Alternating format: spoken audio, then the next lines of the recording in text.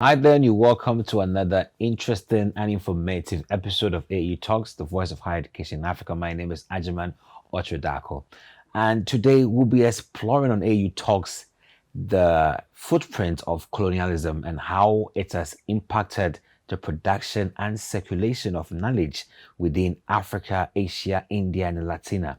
And basically, I will be interviewing a professor of Asian and African Studies at the University of Rio de Janeiro Federal University, and we'll be discussing more into these colonial legacies and their impact on knowledge production and how it has caused the difficulty in reclaiming indigenous knowledge in Africa. There's more for you to learn and more to inspire you and also interest you in this discussion. Don't go anywhere. I'll let you know who he is when we come back from the break. And as usual, we zoom to discussion. Stay with us.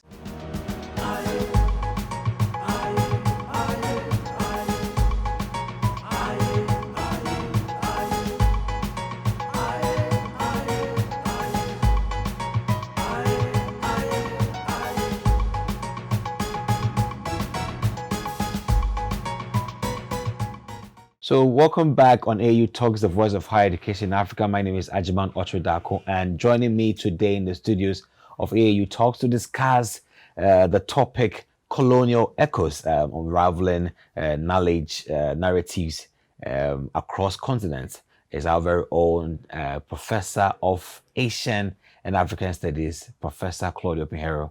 Prof, you're welcome to AAU Talks. Thank you so much, Ajiman. It's my pleasure to be here. It's a dream coming true, coming to the AAU for a visit and for conversations on several different aspects of developing initiatives on education at large. So I couldn't be happier to be here. Great. It is really overwhelming seeing your contribution and works over time in the fields of African and Asian studies, where you ferret into some of the significance of culture collaboration across these diverse areas. But one wants to know what really stems this passion of you specializing in Asian and African studies and all of these antecedents. I think one way of telling this story is going through the human side of it. I lived in India. The first place I visited when I left my country originally was Africa. Mm-hmm. So it was impossible for me not to relate my life to these places, Asia and Africa, and to find ways of connecting them into my work. So I think it's the way that the human side is cooperating with the professional one. This is what brought me initially to the curiosity about the societies and how it speaks to our societies actually there in Latin America. So probably this is another view of another part of my contribution, of my interests. Great. We are looking at unraveling these knowledge narratives across continents, and we have some unique antecedents when it comes to the Asian side, the Indian, Latina, and even with Africa. But let's begin with Africa since we're actually within that context. What, according to your studies and experience, would you say has been the impact of colonial legacies in shaping knowledge narratives within the African context? I think the colonial footprint, the colonial legacies, they shape the way knowledge is produced and circulates in many ways. First of all, it speaks of inequalities in many sorts, of all sorts. And just one example, like it's the late institutionalization of educational programs in countries of these continents of the South. So in many places in the South, universities only came through after independence. And in many other places, universities were not allowed. So for those from the small elite that were able to pursue tertiary education, they left their original societies and continents to find training of their capacities elsewhere.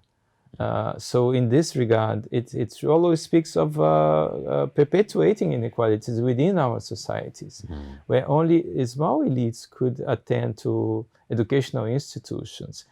If it's changed, and it did change, it is not yet what we would like for our societies in the South. It's a lot of challenges to come.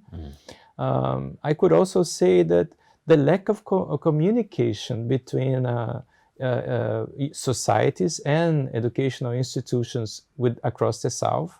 So it's quite difficult to find scholars from Latin America specialized in Asia. It's changed a bit.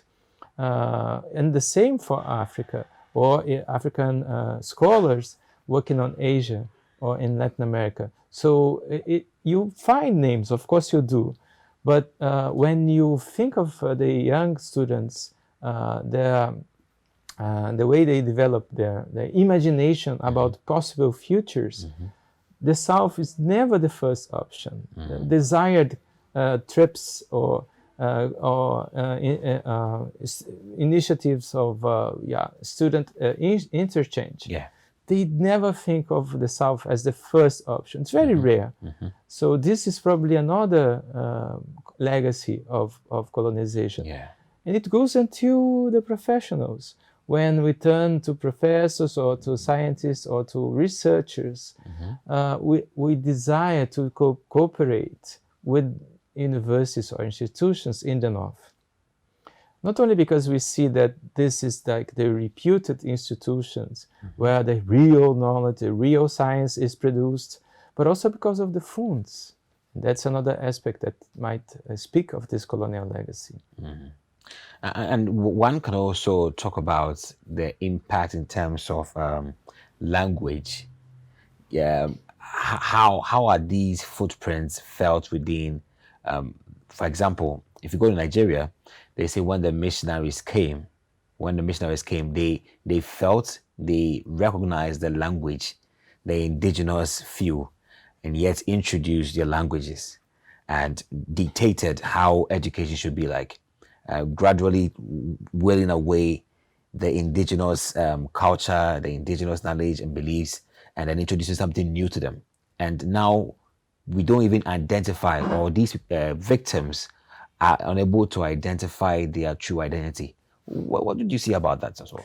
Yeah, this is a major issue, and it does not only concern communication, because when we think about languages, we think about how we communicate. Then we are able to share some thoughts around one specific idiom. It also speaks very loud to how one sort of knowledge is made more powerful, more relevant than other sorts of knowledge. And it's made through language. We could explore several aspects. So let us just try to think of some. First, when you make one language more relevant than another one, you lose a lot of knowledge that is only produced or only resonates in specific localities, in specific languages. This is not only something from the past. It happened in the past. It made many people to be made slaves, to work through language. So they were translators. They were people working on dictionaries, grammars of their own vernacular languages, made into the lingua franca. That could have been Portuguese, Latin language, and English, French, German, and many other languages. So a lot of people were committed to this effort of reinforcing the power of one language over the others. But there is another probably consequence of it. Some words, they accumulate knowledge about things, even to sentiments. So when we forget about how some words speaks of sentiments in many other societies, we may also be forgetting the sort of sentiments, the texture of some sentiments that is only expressible in some societies, in some specific, through some specific words. And one dictionary that I came across in India, made in the 16th century. One missionary said, well, here, for this one language, they have 28 different synonyms of love. Oh. But actually, if you look closer they were not synonyms. They were unrelated words. So it means that in that society, whatever this missionary thought that would be love was also love, but many other things that he could not describe because his Portuguese language was poor. Was not enough to describe the variety of sentiments that were available in that society. Right. That's another layer. Yeah. So when we think of sentiments, of how we express our anger, how we express our desire to communicate, how we express our love for the things, it also affects that. Of course, and we then talk about knowledge production, it affects it dramatically. Say, for example, and not talking about like old times, in many southern societies, people are now deciding to work through English as the lingua franca for knowledge production. It is important because then you can be, what your message can be heard and recognized elsewhere, but also you lose a lot from that. And the specificities of, how language express specific meanings in your language when you write and say ga or tui, it's quite different from the way you express yourself in English. Not only in terms of words, but in terms of sentences. We, from Latin America, we speak with hands, like I'm doing right now. We speak lently, so we speak too much. This is not acceptable when you publish in English, so you should learn to tame yourself. This is probably another consequence. Sure. And to talk of the fact that actually now currently in Ghana, we don't, even though we have English as the widely spoken language and even the language, let's say the mother language, we had some indigenous languages that we're speaking. You have the Ga, you mentioned the Chi. These are all groups of people who speak, but we don't even have a common dialect that we accept, which is also as a result of the influence of colonialism. But also moving on is the influence on educational system, which is also a very important one. How today we find our systems functioned, and we wonder who gave you the systems and how are we just moving through. We can't even contribute to it. And we will learn more from our professor of Asian and African Studies from the Institute of History at the Rio de Janeiro Federal University in Brazil, talking more about the colonial footprint on education systems in Africa and how it has affected us in many ways. We'll be right back.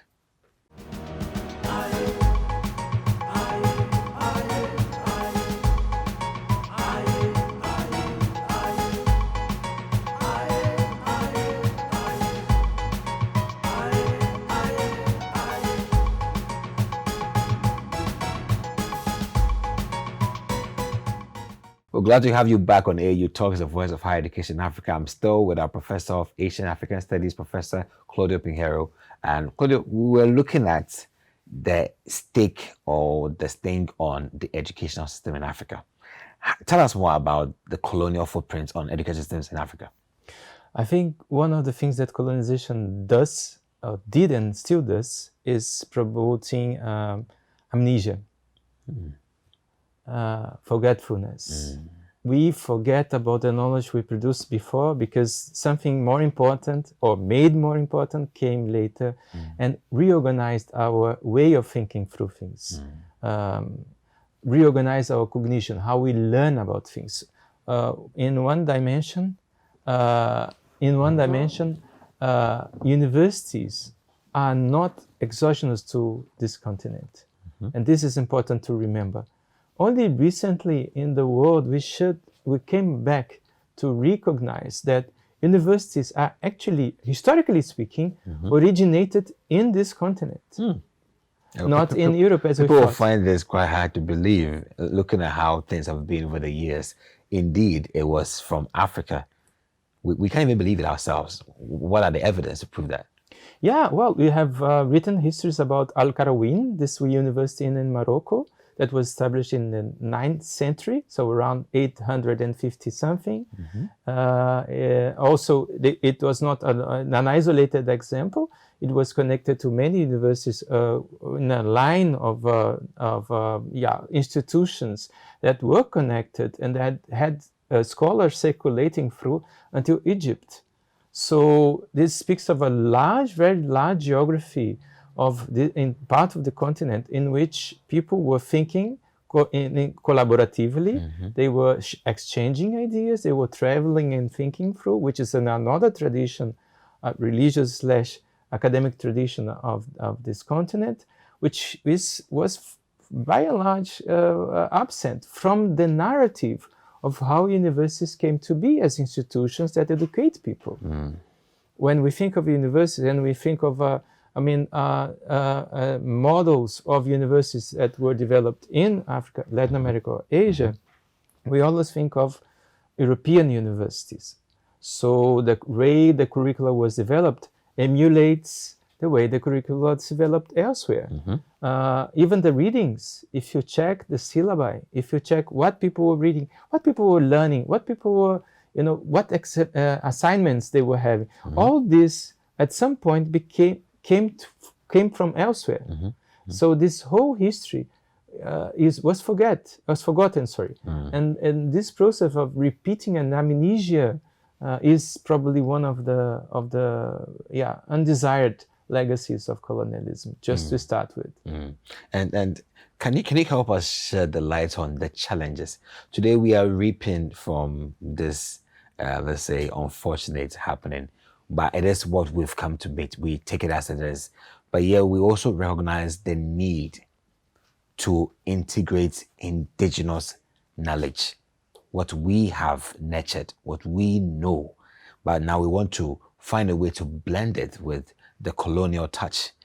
There seems to be some resistance and some fightbacks. But let me ask from your expert point of view, what are some of the standing challenges that can erupt when we think of trying to reclaim what we have lost by putting in more, or let's say concentrating the whole mix with indigenous knowledge in this case? What do we stand to lose? Well, I think some of the challenges that we're still facing are the ones the generation of 1950s and 1960s were facing. Although, of course, by and large, Asia and Africa were getting independent at that time, 40s, 50s, and 60s, and Latin America stand as an example, a big brother or a big sister, which could inspire the development of the countries at that moment. You have to remember that at that moment, dictatorships were taking place in that one continent, in my continent. So we've also had to face a new level, a new generation, or a new historical process by which also knowledge was affected. And the challenges we'd had there at that moment are more or less the same as we have today. Autonomy, desire for autonomy, facing inequalities, producing the university can actually produce social justice, that they are not only relevant for league tables and colorful, charts and stuff, but they really are. The reputation stands for impact to society, not only to impact to rankings, international rankings. That was probably one of the challenges that University of Ghana was facing in 1950s, and which my university was facing at that moment as well, and something that still calls for us to shake hands, to hug, to have a combined project for developing more fair and equitable joint knowledge production. And from your expert's view, collecting with all the studies you've done and what you've read, how do you see technology today as one of the disruptive components of our living, playing a role in trying to preserve and disseminate indigenous knowledge within these facets of colonial footprints in our education? How can technology make that difference? Most of the time, and this is something that we don't think usually, when we develop a tool that is meant for improving, for developing, for making science more accessible, sometimes it also brings the inequality it was trying to overcome.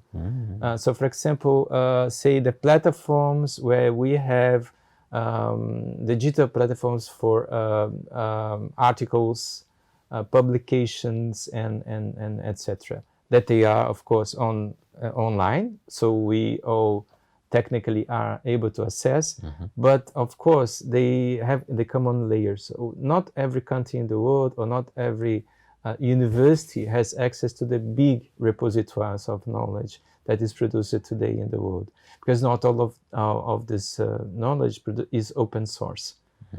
So this is in one way in which technology is imagined as a way of overcoming inequality, but is also bringing some. In places in the South, researchers tell that students and even professors have to look for alternative ways of getting into these networks, non-official, for example. Then in other places it's called piracy. So how do we relate to this? Are you still using the same colonial vocabulary to relate to societies in the South that are not privileged of the same sort of access to knowledge that northern societies are? So how do we make it more available to other societies? Even if we think of, for example, internet connections. At my university during COVID times, at the beginning of COVID, it's 85,000 students university. We had to distribute 15,000 SIM cards to students to provide them access and have them attending online classes, because there was no other way of, getting them learning. Sure. So this is the level of the challenge, if I may say, in societies in the South. It really brings a different layer when comparing to northern societies. Now, imagine within our countries and societies, places that are in remote areas where knowledge related to, say, agrarian development, to some specific societies that do not relate their accumulated knowledge to the mainstream academic knowledge that we have. So how do we relate to these things, considering the gap that technology also produces? It's probably one challenge as well. Yeah, and in these post-colonial societies who have seen it or have been through these colonial pathways and now are trying to rewrite.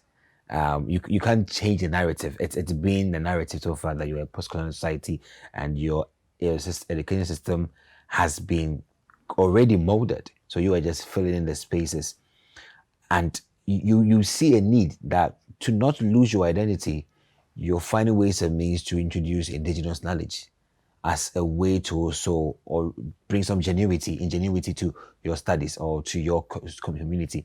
How can they strike this balance? Or how do you strike this balance between the colonial footprint and indigenous knowledge to move on or to grow societies the way you want? Yeah, this is probably a really big challenge, because we cannot just get rid of the structure produced by colonialism, because sciences or education is recognized elsewhere through some standards that still speak to this legacy. So we cannot just say, okay, let us forget the world and develop our own system. Yes, this is not really the case. So what sort of examples we have in, like, for example, one child who goes to school, normally learning history, he or she would start from European history and local history. But histories of other places in the South are largely absent, especially at the school, for the young freshmen and at the school level. I would share one example that comes to my mind, developed in my country, like into precisely 20 years ago, was that teaching African history was made mandatory at school level in every school of the country. So imagine the impact it has. And the idea is that African history, or history of African societies, speaks very loud to our own identity there. But it was not only made like Africa or African history, into a product that we can share. Also, it was combined with developing a quota system that helped changing the setting for those coming from underprivileged groups within the society, social class, in terms of social class, but specifically of race, to be able to move through and break the ceiling, and enter the university. So it was 20 years ago. Only 16 years after the inauguration of those measures, we had for the first time more black students than white students at the university, and still it's really not enough. So the challenge to break this legacy, as you mentioned, and help local societies to develop not only paths to promote equality, but also to relate to what knowledge refers in their own societies. This is still a huge challenge we have ahead.